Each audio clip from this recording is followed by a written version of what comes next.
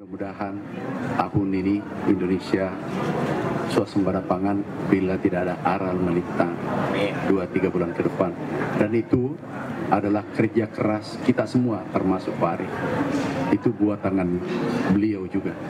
Berikutnya pemirsa, Menteri Pertanian Andi Amran Sulaiman resmi merangkap jabatan sebagai Kepala Badan Pangan Nasional atau Bappenas. Ya, langkah ini dilakukan usai setelah terima jabatan dari Kepala Bappenas sebelumnya, yakni Arief Prasetyo ke Mentan Amran Sulaiman. Menteri Pertanian Amran Sulaiman resmi menjabat sebagai Kepala Bappenas usai resmi menggantikan Arief Prasetyo Adi yang diberhentikan Presiden Prabowo Subianto, dan Amran menyebutkan Arief bukan hanya rekan kerja melainkan sahabat dekat yang telah dikenalnya sejak 10 tahun yang lalu dan berintegritas dan juga cerdas. Terlebih capaian sektor pangan dalam beberapa tahun terakhir termasuk upaya menuju swasembada pangan yang tak lepas dari kerja keras Arief Prasetyo.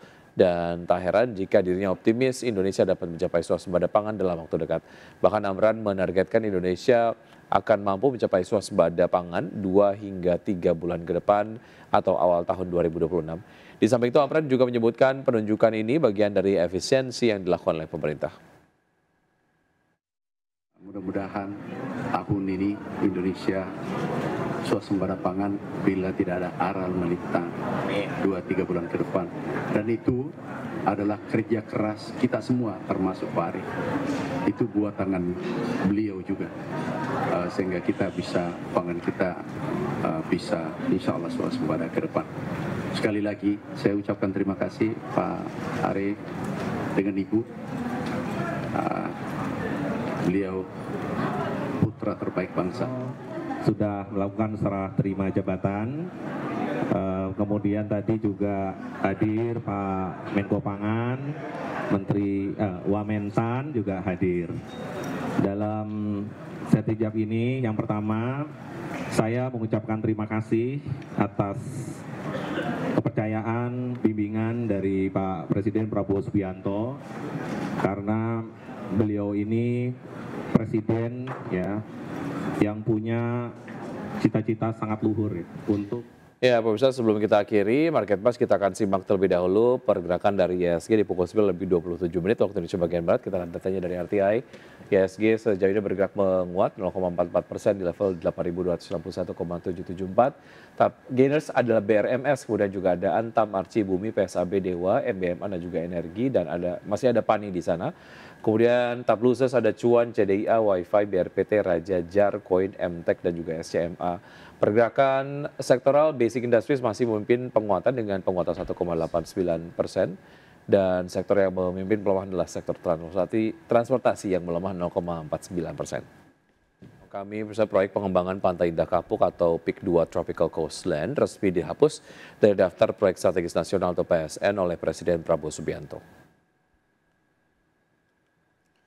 PSN sektor pariwisata ini dihapus karena dinilai memiliki sederet permasalahan dari segi pertanahan yang dinilai tidak sesuai dengan rencana pembangunan.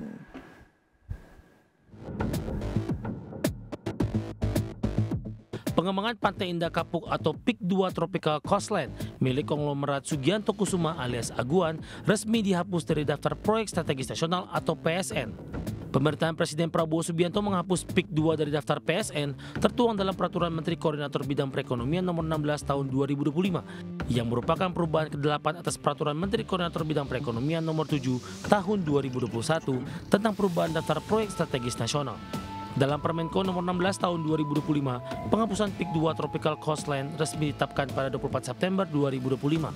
Untuk diketahui, proyek PIK 2 Tropical Coastland pada awalnya masuk dalam daftar PSN sektor pariwisata di nomor 226 sebagaimana diatur dalam Permenko Nomor 12 Tahun 2024 yang ditetapkan pada 9 Oktober 2024 lalu. Namun dalam Permenko Nomor 16 Tahun 2025 terdapat keterangan bahwa proyek yang terletak di Banten pada nomor tersebut dihapuskan. Seperti diketahui, proyek PIK 2 Tropical Coastland milik Aguan ditetapkan sebagai proyek strategis nasional di era Presiden Joko Widodo. Sebelumnya, Menteri Koordinator Bidang Perekonomian Erlangga Hartarto mengatakan bahwa penetapan PIK 2 Tropical Coastline oleh pemerintah sebagai proyek strategis nasional dilakukan usai rapat kabinet dengan Presiden Joko Widodo pada 18 Maret 2024. Saat itu, Erlangga mengatakan pengembangan wilayah berbasis hijau dengan luas lebih dari kurang 1.756 hektar dinamakan Tropical Coastline. Dengan nilai investasi sekitar 65 triliun rupiah ini diharapkan dapat menyerap sekitar 6.235 tenaga kerja langsung dan 13.550 tenaga kerja sebagai efek pengganda. Pemerintah kala Presiden Jokowi menjelaskan bahwa PIK 2 itu juga sebagai destinasi pariwisata baru yang berbasis hijau guna meningkatkan atraktivitas bagi wisatawan. Namun Menteri Agraria dan Tata Ruang atau Kepala Badan Pertanahan Nasional Nusron Wahid mengungkapkan bahwa PSN PIK 2 memiliki sederet permasalahan dari segi pertanahan yang dinilai tidak sesuai dengan rencana pembangunan. Di samping itu, PSN pariwisata bernama Tropical Coastline yang berlokasi di PIK 2 tersebut disebut hingga saat ini masih belum memiliki rencana detail tata ruang atau RDTR. Dari Jakarta, Ades Channel.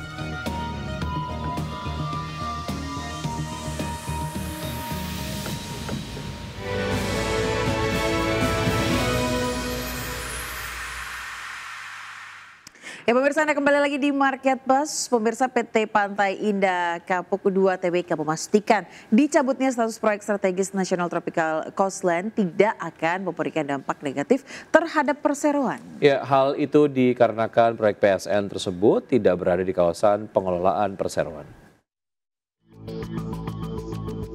PT Pantai Indah Kapuk 2 Tbk memastikan dicabutnya status proyek strategis National Tropical Coastline tidak akan memberikan dampak negatif terhadap perseroan. Hal itu dikarenakan proyek Tropical Coastline yang dihapus dari daftar PSN oleh Presiden Prabowo Subianto tidak berada di kawasan pengelolaan perseroan.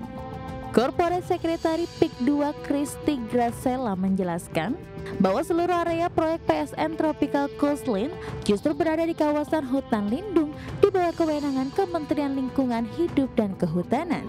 Kristi menambahkan lokasi lahan perhutani itu berdampingan dengan area pengembangan PIK 2. Dengan demikian, proyek yang dihapus dari daftar PSN tidak memiliki keterkaitan langsung dengan pengembangan kawasan PIK 2 milik perseroan. Sebelumnya, Presiden Prabowo Subianto melalui peraturan Menteri Koordinator Bidang Perekonomian menghapus proyek PIK 2 Tropical Coastline dari daftar PSN. Proyek tersebut sebelumnya tercantum dalam Permenko nomor 12 tahun 2024 sebagai bagian dari sektor pariwisata. Adapun kabar dicabutnya PSN Tropical Coastline membuat saham Pani ditutup turun 7,8% ke level Rp13.600 per saham pada perdagangan Senin 13 Oktober. Selain itu, saham CBDK yang juga berafiliasi dengan Grup Agung Sedayu ikut anjlok 9,19% ke level Rp6.425 hingga penutupan perdagangan.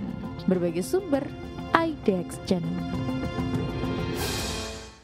Ya, PT Mitra Keluarga Karya Sehat Tbk atau MIKA terus memperkuat posisinya di industri kesehatan nasional. Perseroan melanjutkan ekspansi fasilitas dan pengembangan layanan bernilai tinggi untuk mendorong pertumbuhan kinerja di tahun 2025.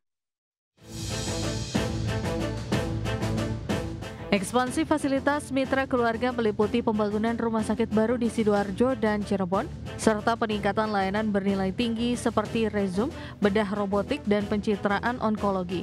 Pusat perawatan stroke baru juga dirancang di Surabaya untuk memperkuat posisi perseroan di segmen spesialisasi. Meski menurunkan target pendapatan ke level digit tunggal tinggi, fundamental Mitra Keluarga tetap kuat. Pada semester pertama 2025, pendapatan naik 4,52% secara tahunan menjadi Rp2,56 triliun. Sedangkan laba bersih tumbuh 5,98% menjadi Rp645,04 miliar.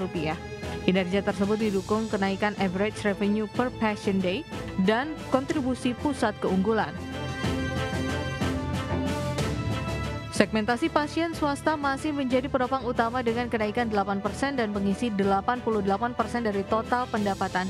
Sementara pendapatan dari pasien BPJS turun 15%. Analis Indah Sekuritas Anggap Arif Mahrus mengatakan prospek Mitra Keluarga masih positif dengan potensi pertumbuhan pendapatan 9% tahun ini dan rekomendasi beli dengan target harga Rp3.050 per saham. Berbagai sumber IDX Channel. Pemirsa, PT Samator Indogas Tbk mempersiapkan upaya untuk mencatatkan kinerja positif hingga akhir 2025, terutama setelah perseroan mencatatkan penyusutan laba bersih yang signifikan di semester 1 2025. Ya, Wakil Direktur Utama PT Samator Indogas Tbk Sigit Purwanto menyatakan setidaknya terdapat 5 upaya yang akan dilakukan oleh perseroan untuk mencatatkan kinerja positif. Adapun yang akan menjadi fokus perseroan adalah meningkatkan pangsa pasar bisnis retail atau gas kemasan melalui akuisisi pelanggan baru. Upaya lainnya adalah perseroan juga berencana melakukan aksi akuisisi. Selanjutnya perseroan juga akan mempertahankan fasilitas ataupun stabilitas pabrik dan meningkatkan utilitas pabrik ke depannya. Selain itu, perseroan juga berencana melakukan efisiensi penjualan dan sejumlah biaya. Pasalnya sepanjang paruh pertama tahun ini perseroan mencatatkan laba bersih yang menyusut hingga 65% year on year.